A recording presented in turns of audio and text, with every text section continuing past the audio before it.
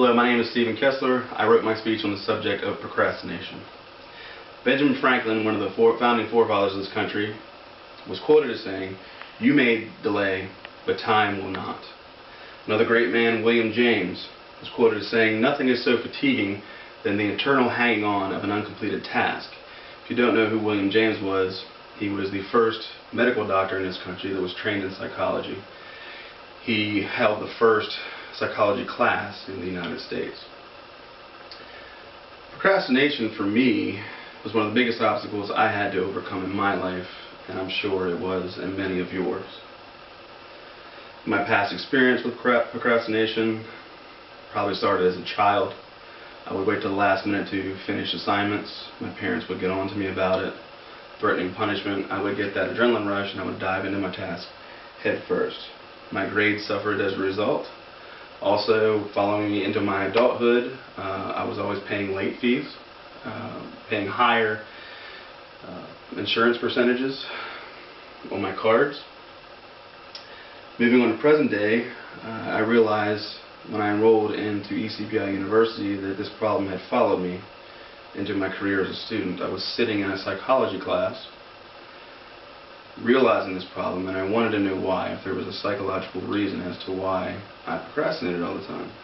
I went to the APA website, looked up a few links, and I found there are two main reasons that people procrastinate. The first is technical, and the second is psychological.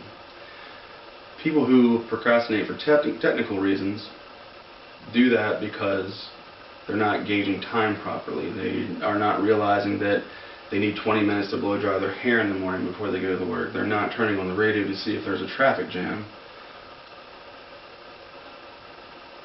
So it's more of a time management thing when it comes down to technical reasons. Psychologically is where it gets interesting, and I think I had my problem. As I mentioned before about the adrenaline rush people need to motivate themselves. This carries on into adulthood for a lot of people, and they subconsciously create a crisis in their lives that will initiate that adrenaline rush and give them the motivation they need to complete their tasks. Fortunately for myself, I've developed a plan to combat procrastination in my life. I will share it with you, and hopefully it helps you. Planning and time management are going to be your two best friends in combating procrastination. What I've done, or started doing, was completing my tasks as they were assigned. If you do the first 3 questions of 50 on a review assignment, not only have you got the first 3 questions done, you're now able to gauge what it's going to take to get the rest of the assignment completed. You want to break things down into smaller tasks. Everybody knows it's easier to move a mountain one rock at a time than it is to move the whole thing. It's basically the planning phase that works for me. The second would be time management. First step of that is realizing its importance.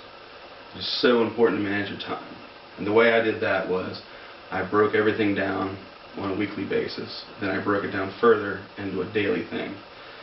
So I would plan for the week, and then I would plan for the days ahead of me so that I would have everything done by the end of the week. Little tips of advice that I've done to do that, I plan the night before for the next day. I will lay my wardrobe out the night before. I will take a shower the night before as opposed to the morning of. If I wanted to jog, I would wear my gear to bed and set my running shoes by the front door. From this, you can form your own plan. You can add to it or take away, and if you have any advice for me, I would be appreciative. Procrastination is easily combatable in your life if you just apply yourself to the solution. And in closing, I will say that if you simply apply yourself to solving the problem, you've eliminated 90% of the pain in your life. Thank you.